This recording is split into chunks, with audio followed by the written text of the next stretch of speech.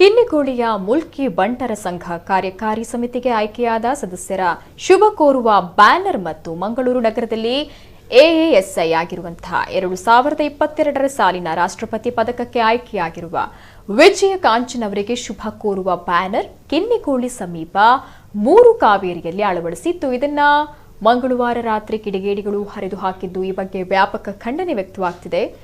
ಜಾಗತಿಕ ಬಂಟರ ಸಂಘ ಕೂಡ ಇದನ್ನ ಖಂಡಿಸಿ ಮುಲ್ಕಿ ಪೊಲೀಸರಿಗೆ ಬುಧವಾರ ದೂರನ್ನ ನೀಡಿತ್ತು. ಈ ಬಗ್ಗೆ ಮುಲ್ಕಿ ಪೊಲೀಸರು ಮೂರು ಕಾವೇರಿಯಲ್ಲಿನ ಸಿಸಿ ಕ್ಯಾಮೆರಾ ಪರಿಶೀಲಿಸಿದ್ದು ಬ್ಯಾನರ್ ಅನ್ನ ಯುವಕನೊಬ್ಬ ಹರಿದು ಹಾಕುವ ದೃಶ್ಯ ಸಿಸಿಟಿವಿಯಲ್ಲಿ ದಾಖಲಾಗಿದೆ. ತನಿಖೆ ನಡೆಸಿದ ಪೊಲೀಸರಿಗೆ ಬ್ಯಾನರ್ ಹರಿದ ವ್ಯಕ್ತಿ ಜಲ್ಲಿಗುಡ್ಡೆ ನಿವಾಸಿ ಶರತ್ ಅಂತ ತಿಳಿದು ಬಂದಿದೆ. ಈತ ಮಾನಸಿಕ ಅಸ್ವಸ್ಥನಾಗಿದ್ದು ಈ ಹಿಂದೆಯೂ ಇಂತಹ ಅನೇಕ ಪ್ರಕರಣಗಳನ್ನು ನಡೆಸಿದ್ದಾನೆ ಅಂತ ತಿಳಿದು ಬಂದಿದೆ.